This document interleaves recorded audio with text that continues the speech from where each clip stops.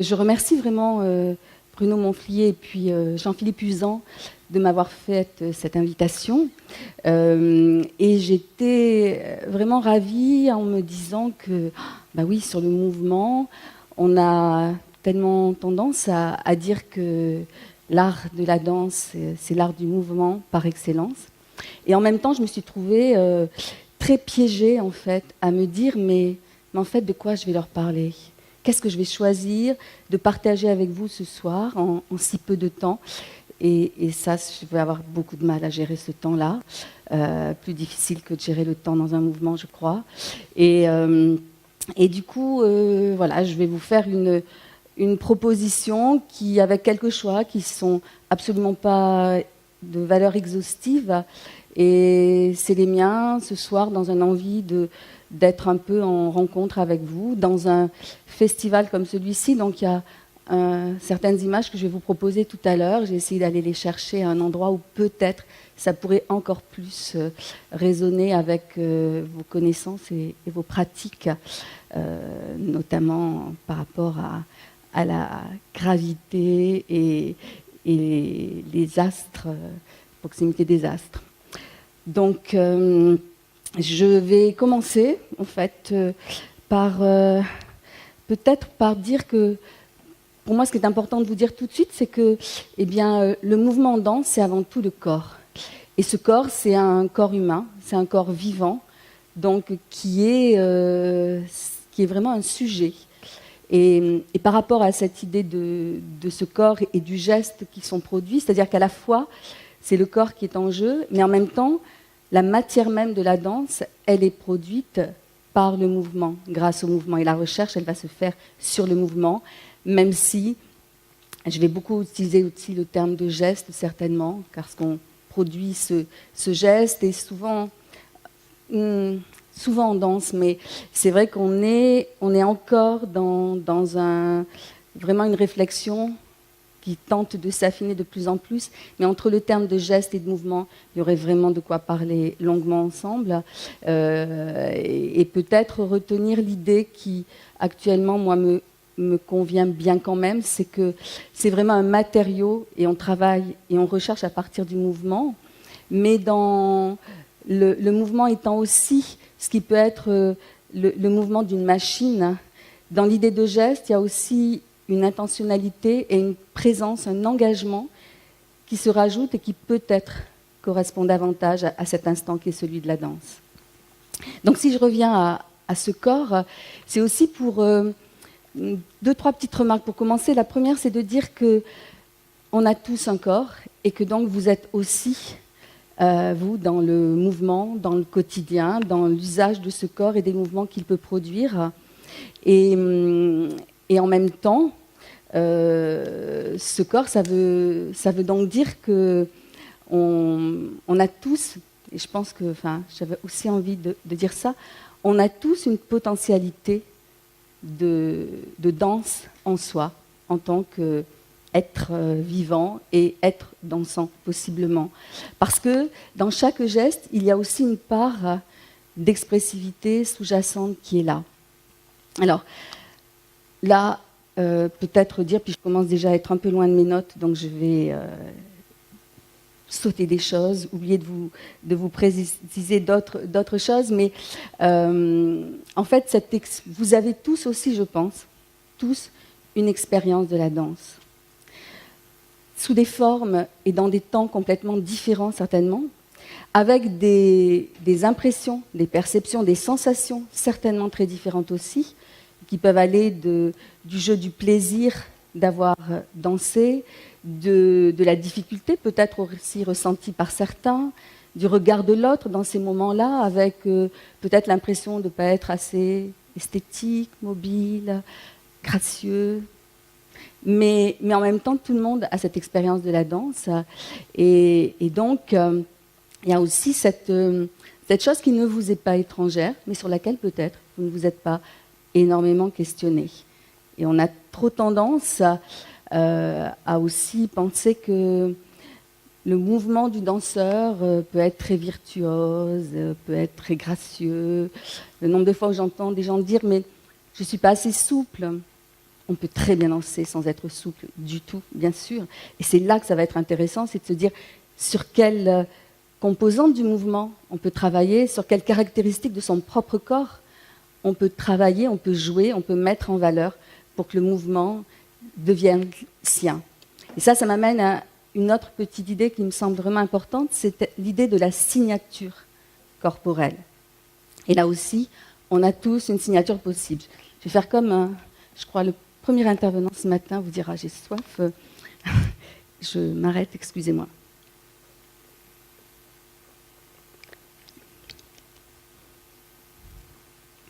Alors cette idée de signature corporelle, ça renvoie à des choses qui aussi nous appartiennent à chacun.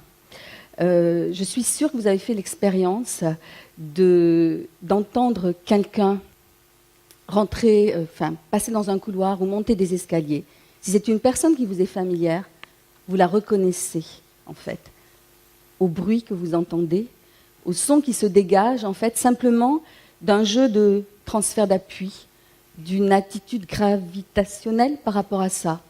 Et donc il y a cette première chose qui est que on s'inscrit par rapport à la question du poids et de la gravité dans le mouvement humain. Et que ça, c'est quelque chose qui est vraiment essentiel en danse. Alors, on pourrait, il faudrait aussi revenir sur des éléments d'histoire pour comprendre aussi ça, mais peut-être très vite vous dire que quand même, la question du poids et de la relation à la gravité, elle a toujours été présente, bien sûr, dans la danse, mais elle a vraiment été pensée comme un outil et comme un espace de recherche par rapport au mouvement dès le début du XXe siècle, essentiellement. Et là, je referai référence tout à l'heure aux travaux de Rudolf Laban, par exemple, qui, pour les danseurs, est un des théoriciens du mouvement et qui nous a vraiment donné des outils pour arriver à, non pas décrire, c'est toujours aussi difficile, non pas vraiment savoir toutes les dimensions qui sont en jeu, mais vraiment aider à qualifier le mouvement.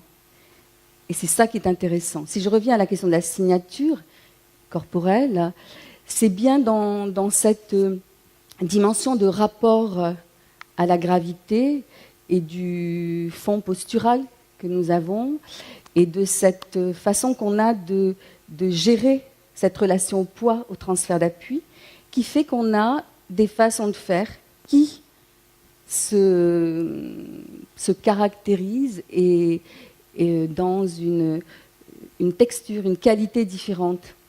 Et tous, on a une façon à un moment donné de porter les appuis, etc., qui nous donne autre chose. Et ça, c'est une dimension expressive qui est conséquente au geste, qui est là présente. Mais peut-être on pourrait dire que le danseur, il ne prend pas ça comme simplement une caractéristique du mouvement de chacun, mais il va vraiment travailler dessus. Et donc il va peut-être même aussi pouvoir exploiter ça chez l'autre aussi, dans la relation chorégraphique, mais dans la relation d'enseignement aussi, dans la création. Comment je suis d'autant plus sensible à ça, et c'est ce que je vais essayer aussi d'utiliser pour faire que deviennent des mouvements qu'on invente, qu'on crée, qu'on trouve autrement. Je vais revenir sur cette idée notamment de ce rapport à la gravité, au poids, et en évoquant Hubert Godard, qui était professeur à l'université de Paris 8, qui a développé également tout un regard et ce qu'on appelle l'analyse du mouvement en danse, qui est vraiment un domaine de recherche important. Et Hubert Godard, donc, dans cette idée que dans le fait même de faire un mouvement quel qu'il soit, il y a une dimension expressive qui est là, dans ce rapport au poids, à la gravité, qui a déjà tout un projet sur le monde qui est présent, toute une humeur, une couleur, je disais tout à l'heure. Eh bien, il nomme ça le pré-mouvement, cette attitude envers le poids, la gravité, qui existe déjà avant que nous bougions, dans le seul fait d'être debout et qui va produire la charge expressive du mouvement que nous allons exécuter. C'est donc ce pré-mouvement qui va déterminer l'état de tension du corps et qui définit en fait la qualité, la couleur spécifique de chaque geste. Le pré-mouvement, là je vais le citer, agit sur l'organisation gravitaire, c'est-à-dire sur la façon dont le sujet organise sa posture pour se tenir debout et répondre à la loi de la pesanteur dans cette position. Toute modification, en fait, de notre posture va donc avoir une incidence sur notre état émotionnel et réciproquement, tout changement affectif va entraîner une modification, même si elle n'est pas perceptible, de notre posture. Et ça, je pense que vous pouvez aussi en faire l'expérience, mais c'est quelque chose qui est aussi de l'ordre, bien sûr, d'un inconscient, même si ça nous appartient totalement. C'est le pré-mouvement invisible, imperceptible donc, pour le sujet lui-même, qui met en œuvre en même temps le niveau mécanique et le niveau affectif de son organisation. Alors quand je dis imperceptible pour lui-même, c'est effectivement, et ça rejoint ce que je disais tout à l'heure, c'est dans ce pré-mouvement qu'on voit cette couleur singulière qu'on va pouvoir identifier. Et c'est quelque chose qui m'amène à une autre remarque que je voulais vous faire aussi dans cette adresse à vous, public, par rapport à la danse, c'est que, je disais, vous avez un corps, des potentialités de danseurs, chacun en vous, mais il y a aussi une autre dimension qui est intéressante, qui est celle de ce corps que chacun de nous a, qui est aussi, à un moment donné, non pas un corps d'effectuation du mouvement, mais un corps de spectateur. Et là aussi, c'est important d'identifier et de se rendre compte que le corps du spectateur est aussi en prise au mouvement et qu'il est aussi producteur d'une certaine forme de mouvement dans le regard qu'il porte sur le corps du danseur. Et bon, notamment, là, je parle peut-être davantage de danse scénique, où on est vraiment dans la situation de spectateur, mais si j'ai assez de temps tout à l'heure, je vous montrerai certaines images, et en fait, si vous allez aussi dans des bals, et on peut être complètement captivé par la qualité de danseurs, la singularité de certains danseurs, etc., qui dégagent aussi quelque chose. Et là, ce qui est intéressant, c'est que vraiment, on est dans un rapport d'intercorporéité entre le corps du spectateur et le corps du danseur, de l'interprète. On est aussi dans ce rapport d'intercorporéité entre un danseur et un chorégraphe dans des situations de création ou d'enseignement. Mais ce qui est intéressant par rapport à ce rapport-là, c'est qu'en fait, ce qui va être en jeu, c'est ce qu'on appelle le lien empathique kinesthésique ou l'empathie kinesthésique. Hubert Godard parle de contagion gravitaire, mais il se joue là quelque chose qui est dans le regard qu'on porte sur l'autre, quelque chose qui nous bouge, nous, en tant que spectateurs, alors qu'on est dans sa position, assise, tranquille. Il y a quelque chose qui passe vraiment de corps à corps et qui fait bouger quelque chose en nous. Et là, on est dans une dimension qui n'est pas du tout de l'analyse, du cognitif. On est vraiment dans cette première saisie où quelque chose dans le mouvement va parler en nous et va faire qu'on va aussi recevoir d'une certaine façon ce qu'on est en train de regarder. Ça, c'est des incidences importantes. Alors, en tant que spectateur, pour le plaisir, je vais rechercher une petite citation que je voulais vous faire, notamment de John Martin, qui est un critique d'art. 1933, il a écrit cela aux États-Unis. Ça a été une forme aussi des premiers théoriciens de la danse, d'une certaine façon, en tant que critique d'art, à proposer un regard et des analyses qui ont construit aussi vraiment des regards de spectateurs et une compréhension de certaines choses. Et il parle du mouvement et de la présence qui éveille le lien empathique kinesthésique entre l'interprète et celui qui regarde. Je le cite, « Sans elle, donc ce qu'il appelait la métakinésis, le public n'aurait pas éprouvé plus de plaisir à regarder une ballerine se lancer sur un orteil et se moquer des lois de la gravité qu'il n'en aurait eu à regarder des plumes flotter en l'air. C'était la conscience de leur propre pesanteur qui les poussait à applaudir la prouesse de celle qui la défiait. » Et là aussi, ça nous ramène à vraiment cette dimension de relation à la gravité, au poids, et ce corps, en fait, dont on ne peut pas être dépossédé, qu'on soit danseur ou spectateur, et dans tous ces moments de la vie.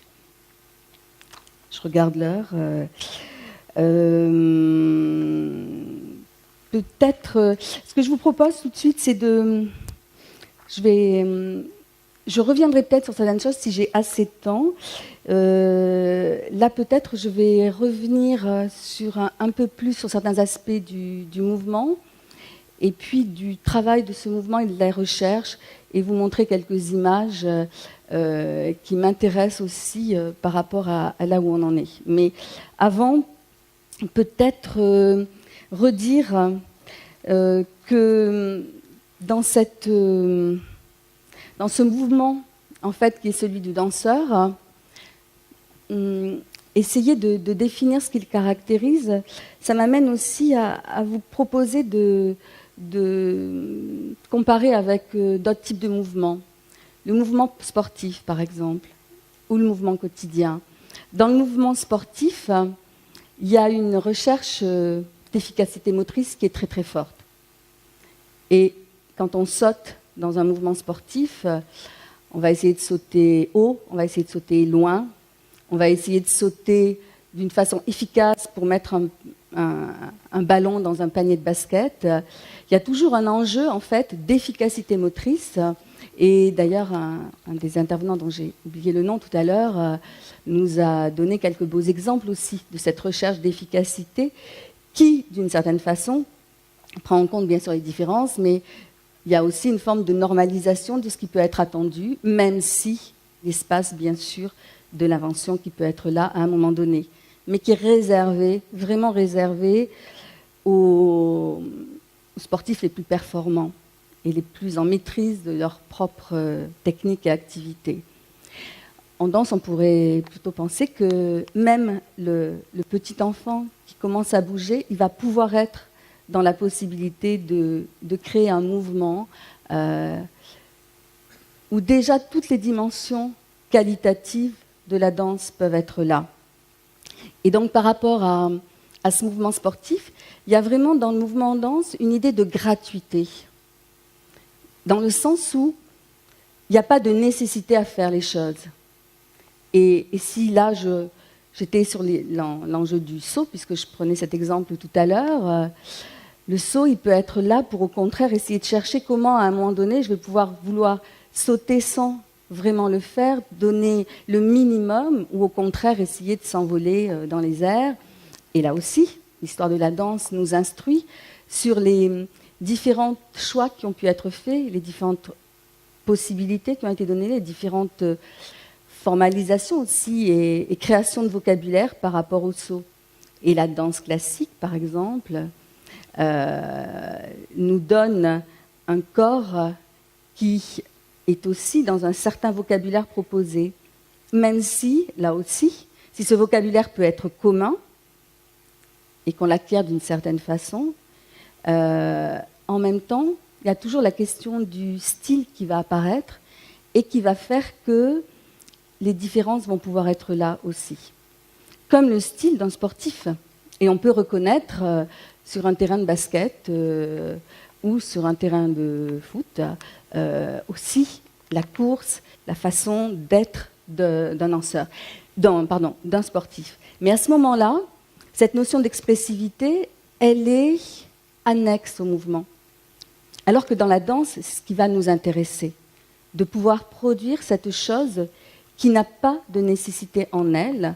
On parle de la nécessité intérieure, pour reprendre un terme de Kandinsky, chez l'artiste.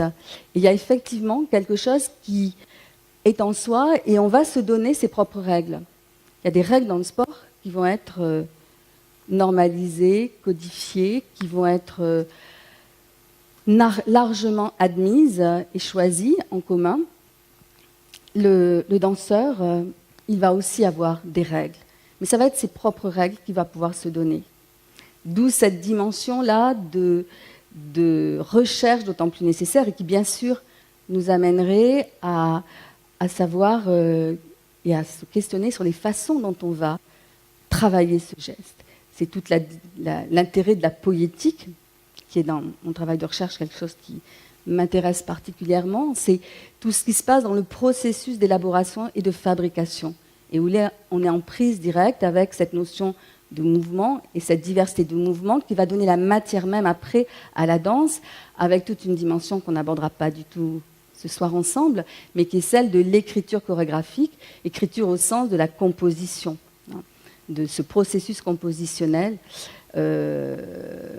On n'aura pas, je crois que je n'aurai pas le temps d'aborder la question de la notation du mouvement, qui pourrait peut-être aussi vous intéresser, mais voilà, l'écriture là au sens compositionnel. Et tout à l'heure, j'évoquais les travaux de Rudolf Laban. C'est vrai qu'on est dans la recherche en danse par rapport au mouvement, dans le croisement entre des connaissances scientifiques. On en a eu quelques-unes aujourd'hui qui parlent vraiment aussi par rapport au travail du corps et du danseur qu'on pourrait exploiter, puis des vraies connaissances dans ces domaines scientifiques sur le fonctionnement du corps humain. Mais en même temps, il y a une autre démarche qui est tout le temps présente, qui est celle d'aller comprendre ce qui est en jeu dans un corps vécu, dans ce qu'il se passe, dans les sensations propres et dans la diversité, du coup, dans les subtiles variations qu'il peut y avoir par rapport à ça.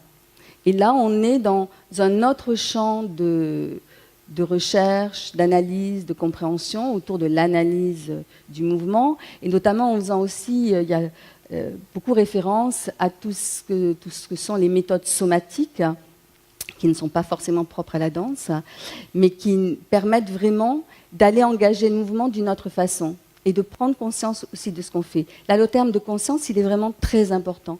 Cette prise de conscience du geste que je suis en train de faire. Nicolaïs, qui est un chorégraphe américain, de la post-moderne danse américaine, disait « si je mets mon bras sur la tête et que je mets 2 heures pour faire que mon bras arrive sur ma tête, ce sera d'un ennui terrible, mais ça sera de la danse. » Parce qu'il était vraiment sur cette notion de conscience. Et on est dans cette recherche-là à un moment. Mais la conscience, c'est aussi ce qui, à un moment donné, va faire que la qualité du geste va pouvoir être différente. Si c'est juste, on pourrait l'expérimenter ensemble, mais si je tends simplement le bras, si je tends le bras pour prendre cette bouteille, parce que j'ai soif et que j'ai envie de boire, je vais aller à l'efficacité immédiate. Je vais la prendre et je vais très vite en profiter pour boire un petit peu. Et tout à l'heure, notre intervenante savait nous expliquer comment le cervelet, etc., nous permettait aussi d'être dans du qualitatif et toutes les dimensions en fait, de cette possibilité du geste. Oui, elle est là. Mais si là, je suis en train de danser, je veux dire qu'il n'y a plus du tout l'efficacité. Et à ce moment-là, je peux aussi choisir de partir ici avant de prendre la bouteille, où je peux vraiment faire ce que je veux par rapport à la bouteille, avec ce corps, avec simplement le même mouvement aussi, qui serait juste le bras, parce que là j'en rajoute un peu, mais simplement avec le bras aussi, je peux vraiment prendre tout le temps qu'il faut, je peux porter le regard ailleurs, je peux aussi vous donner un tout autre espace. Et là, c'est une autre dimension, c'est que dans le mouvement en danse, c'est aussi le mouvement qui va permettre de créer l'espace qu'on va pouvoir voir. Et si je suis dans quelque chose ici, certainement vous n'avez pas la même perception de l'espace que si je pars ici ou là, et où je vais aussi d'un seul coup donner à voir un autre espace qui va au-delà du corps lui-même. Ou au contraire, je vais... Et donc, cette idée de créer l'espace, elle est importante. Et en danse, par exemple, on dit qu'il n'y a jamais de vide. On parle d'espace entre. Il n'y a pas de vide entre mon bras et ma jambe. Il y a un espace entre, qu'à un moment donné, je sens vraiment une densité qui est très différente dès que je suis dans cette autre perception. Donc, vous voyez, c'est aussi tout ce jeu, ce travail sur la perception, sur la sensation et sur la conscience qu'on peut avoir à un moment donné d'un geste qu'on fait. Et à partir de toutes de ces choses-là, qui sont d'un travail du quotidien de la danse, avec une diversité énorme en fonction des esthétiques, parce que vous comprenez bien qu'un même mouvement, à un moment donné, dans la forme qu'il peut avoir, cette façon de ce rapport au poids, ce rapport au rythme, cette relation à l'espace, etc., va créer ces textures différentes, et que là, on va être sur des esthétiques aussi, qui vont apparaître très différemment. Mais pour cette recherche-là, je vous montrerai tout à l'heure des images sur l'esthétique. Je ne me rappelle plus jusqu'à quelle heure j'ai exactement. Je sais pas. Je calcule. Et en fait, donc tout à l'heure, peut-être, je vous montrerai d'autres images. Tout de suite, je voudrais, pour vous montrer juste cette idée de jusqu'où ça peut aller, la recherche du mouvement en danse, quand on est confronté à essayer de toujours... On est beaucoup dans la transgression, en fait.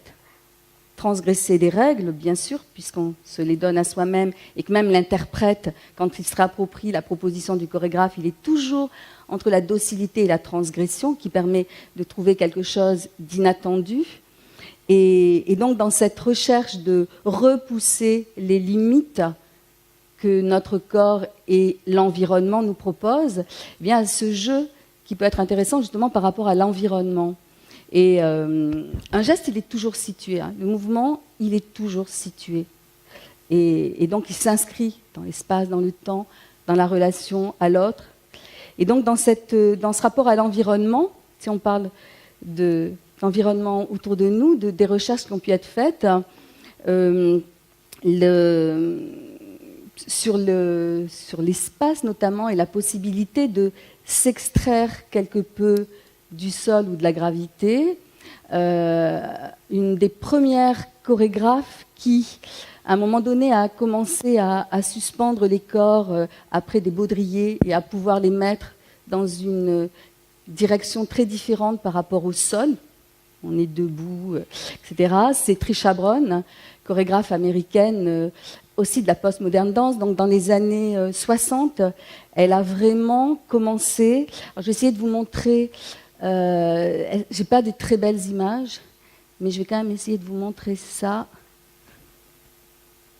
Voilà. À New York, en fait, elle a commencé à proposer donc, des gens qui marchaient le long des murs, également sur les toits de New York.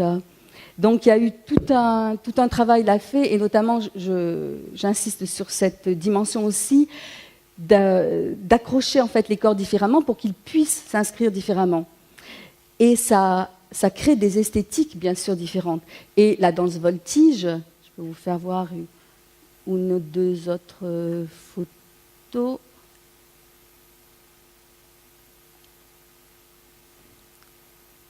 Bon, j'arrive pas à l'ouvrir. Si ça doit être là. Par exemple,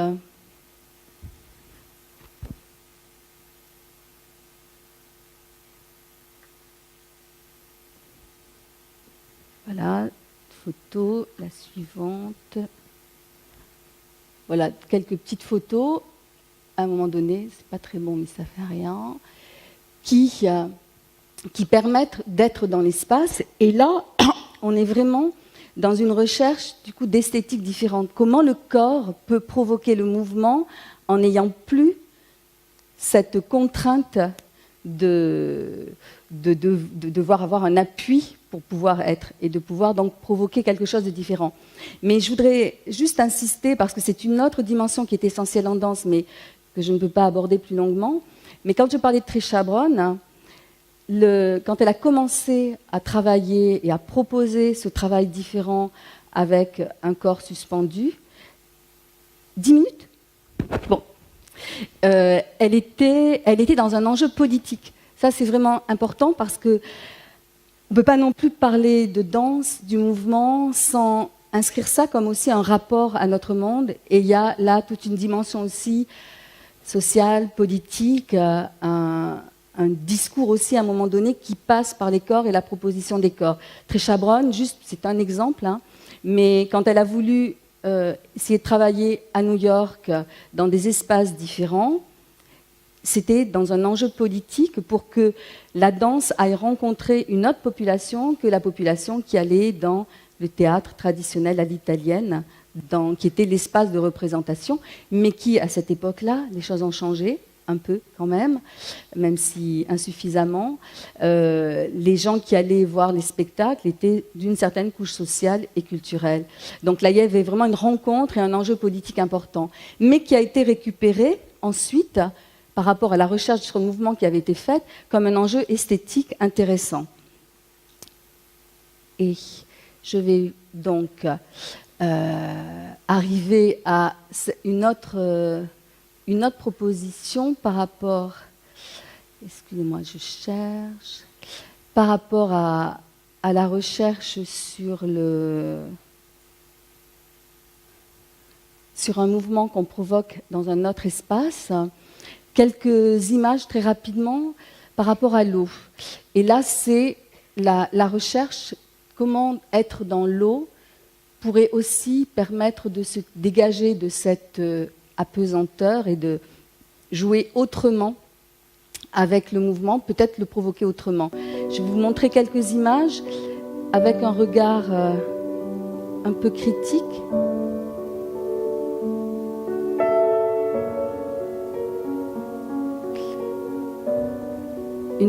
C'est une Italienne dont j'ai oublié le nom, excusez-moi, il faudrait que je le recherche, qui est donc spécialiste en apnée et qui danse également. La chorégraphie a été réalisée par Ophélie Longuet. Voilà, c'est Julie Gauthier.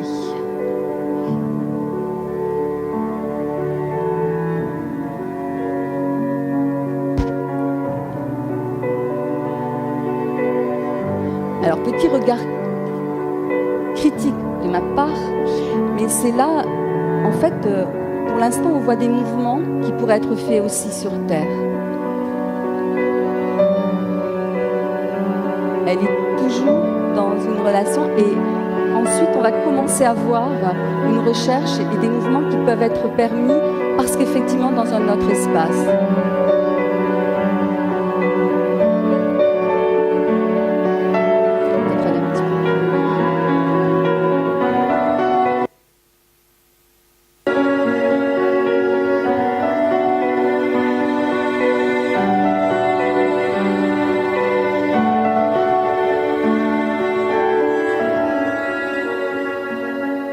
Là, il y a une dimension du temps qui est très différente par rapport à ce qui peut être fait à certains moments sur le sol.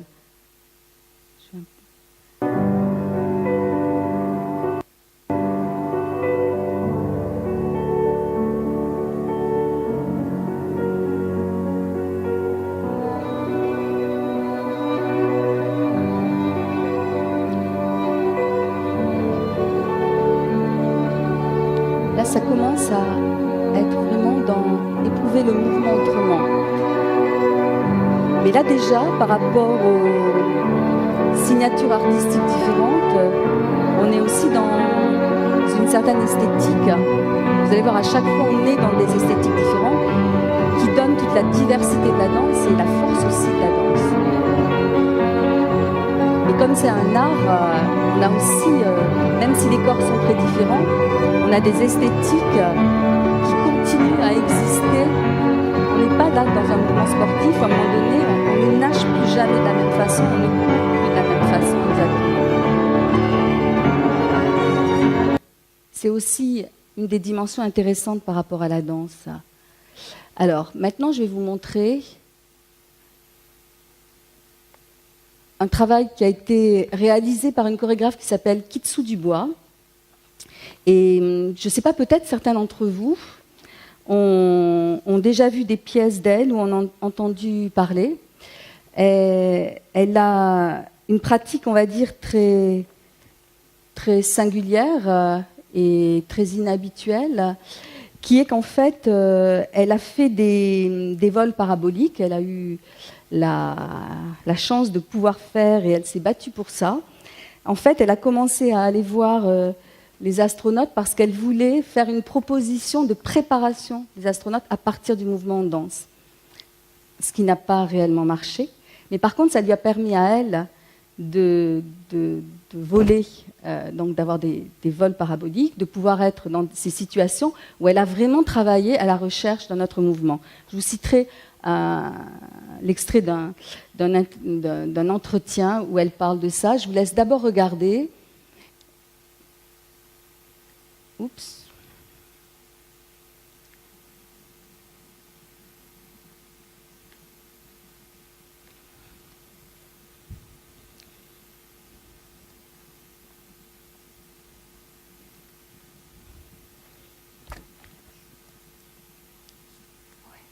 Je m'en fais ça.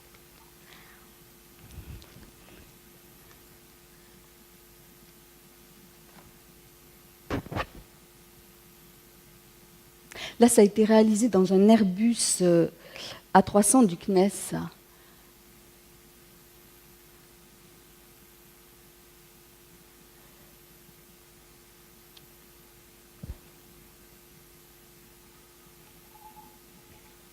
Peut-être je vous laisse regarder, en même temps je vous cite ce que dit Kitsu Dubois. Elle dit « Cette abstraction que je vivais en tant que danseuse dans mon corps, elle est devenue pratiquement concrète en apesanteur, c'est-à-dire comme si je pouvais la toucher. En apesanteur, on est complètement ouvert, on est l'extérieur. Cela peut être jouissif ou angoissant, tout dépend, mais il y a quelque chose qu'on touche de très près. Après, c'est comme une déconstruction qu'il faut reconstruire, mais sauf que l'on a vraiment vécu, qu'on l'a vraiment vécu. La question de l'incarnation est compliquée, car il y a des conflits d'espace et de temps. Quand on revient sur Terre, c'est difficile de revivre soi-même cette sensation. C'est aussi très difficile de la faire vivre à d'autres. Et ça a été si imperceptible et pourtant présent. Comment, par où, d'où, quel est le mouvement corporel, gestuel, mental pour revivre, pour faire revivre et pour faire réexister cet état d'apesanteur qui me semble être la métaphore du corps contemporain. Transformation du travail à l'intérieur, j'ai commencé à travailler avec des circassiens, travail avec l'image pour le public, travail avec des capteurs sensoriels pour la recherche de temps suspendu. D'où la transformation dans le travail de l'intérieur d'une écriture, mais aussi la forme des spectacles qui a pu changer. Là, vraiment, elle recherchait en fait à recréer quelque chose de différent, puisque la gravité n'était plus là. Il y a comme une perte de corps, en fait, par rapport à tous nos repères. Et je vais vous montrer un autre extrait pour vous faire voir la recherche, en fait, aussi. Là, c'est un extrait. Vous allez voir, il y a un montage. C'est un montage qui a été fait avec une vidéaste qui s'appelle Dominique Brunet. Et donc, toutes les deux, elles ont créé cette vidéo pièce. Vous allez voir le jeu qu'il peut y avoir entre des choses qui ont été faites en piscine et des choses qui ont été faites en vol parabolique.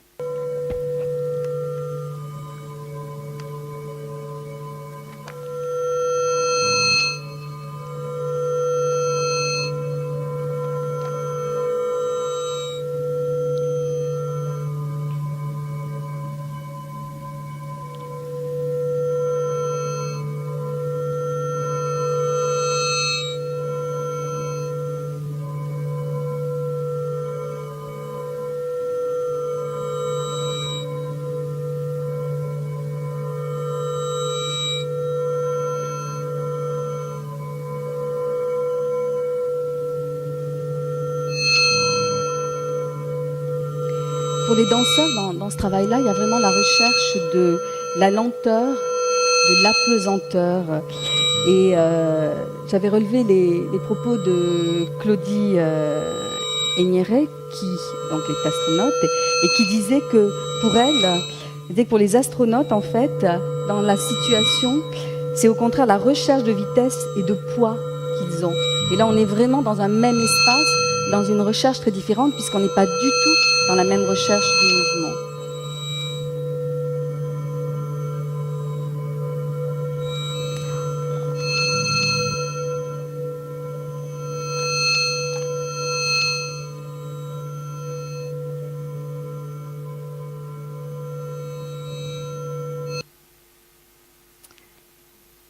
Je crois que je suis obligée d'arrêter sur ces images.